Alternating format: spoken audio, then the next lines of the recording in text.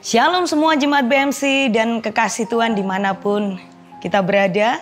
Saya percaya semua dalam keadaan yang baik dan selalu sehat. Amin. Sebelum kita bersaat teduh hari ini, saya ajak semua untuk berdoa.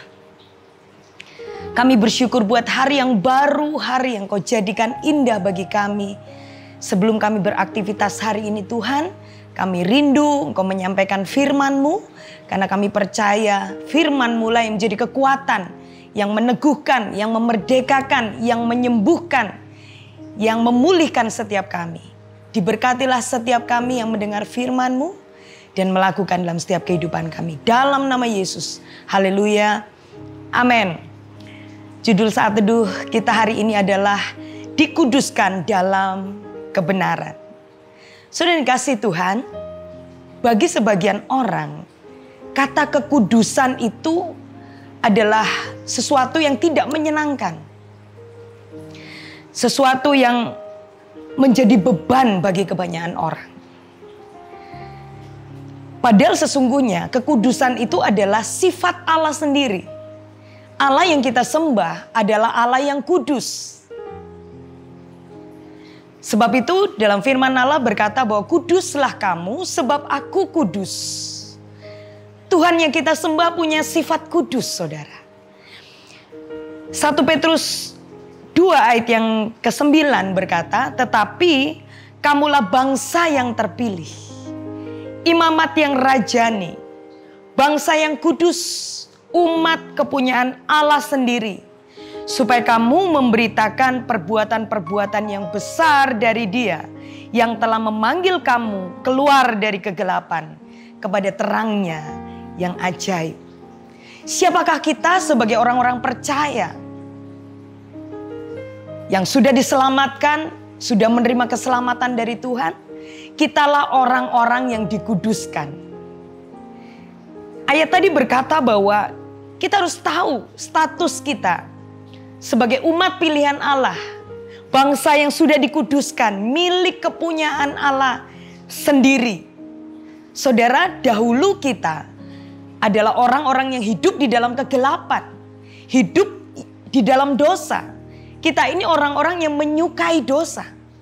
Tetapi ketika Kristus menebus setiap kita, kita sudah dipindahkan dari dosa, dari kehidupan yang gelap, dipindahkan kepada terang yang ajaib, kepada kekudusan Allah. Pada awal penciptaan manusia yang pertama, mereka adalah umat yang kudus, orang-orang yang suci hatinya. Kenapa? Mereka bisa melihat Allah, mereka bisa merasakan kemuliaan Allah. Sebelum ada dosa, mereka bercakap-cakap dengan Allah. Bahkan waktu mereka telanjang pun, mereka tidak malu. Itu tanda bahwa mereka adalah umat yang kudus, saudara. Tetapi apa yang terjadi? Iblis mengacaukan semuanya. Iblis memikat mereka dengan dosa yang mereka lakukan. Mereka jatuh ke dalam dosa karena makan buah yang terlarang, melanggar perintah Allah, melanggar kekudusan Allah. Sebab itu mereka kehilangan kemuliaan Allah. Roma 3 ayat 23. Sebab semua orang telah berdosa dan telah kehilangan kemuliaan Allah. Dosa menyebabkan kita tidak lagi merasakan dan menikmati kekudusan adalah hal yang menyenangkan. Tetapi kekudusan adalah sesuatu beban yang itu tidak menyenangkan yang kita lakukan. Tetapi apa yang dilakukan Allah? Saudara, Yohanes 17 ayat yang ke-17 berkata seperti ini. Kuduskanlah mereka dalam kebenaran. Firman-Mu adalah kebenaran. Kalau kita bertanya bagaimana kekudusan itu menjadi hal yang buat kita orang-orang percaya, orang-orang yang dikuduskan, itu adalah hal yang menyenangkan. Jawabannya adalah jika kita mulai membenci perbuatan dosa dan mulai hidup di dalam kebenaran. Maka firman Allah di dalam Yohanes 17 ayat yang ke-17 tadi berkata bahwa kuduskanlah mereka dalam kebenaran. Firman-Mu adalah kebenaran. Saudara yang dikasihi Tuhan, di suatu pagi ketika kami berdua, saya dan suami sedang membaca firman Tuhan, kami menjumpai satu ayat menceritakan tentang kisah Usa, saudara. Sudah tahu ketika Usa dengan perbuatan baiknya, niat baiknya untuk menyelamatkan tabut Allah yang kudus, yang suci. Karena lembu-lembu tergelincir dan dia menyentuh tabut Allah itu. Tetapi apa yang terjadi? Tuhan menjadi murka, saudara. Saya bacakan buat setiap saudara. Dalam 1 Tawarik 13 ayat yang ke-9 sampai 10 berkata seperti ini. Ketika mereka sampai ke tempat pengirikan Gidon, maka Usa mengulurkan tangannya memegang tabut itu karena lembu-lembu itu tergelincir. Maka bangkitlah murka Tuhan terhadap Usa. Lalu ia membunuh dia oleh karena Usa telah mengulurkan tangannya kepada tabut itu. Ia mati di sana di hadapan Allah. Ayat yang selanjutnya berkata bahwa Daud pun itu menjadi marah. Kenapa kok Tuhan murka kepada Usa?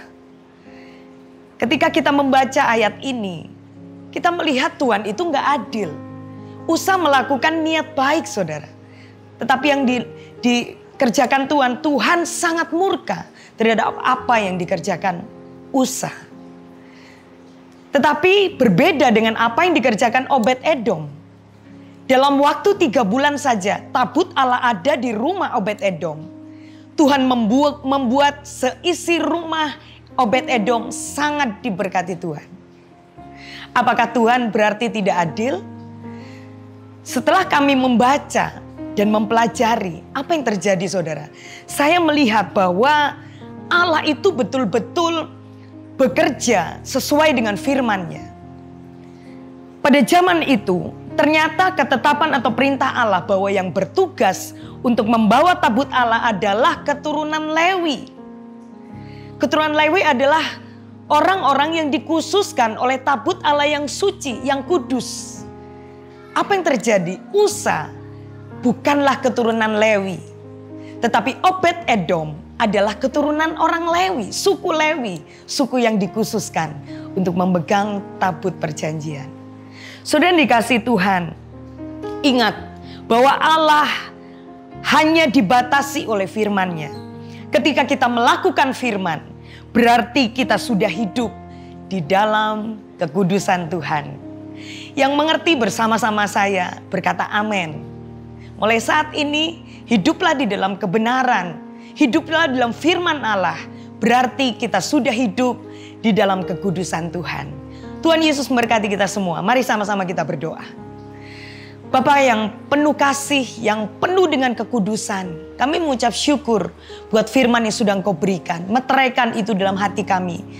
Kami saat ini boleh belajar dan mengerti bahwa Engkau Allah yang bekerja di dalam kebenaran.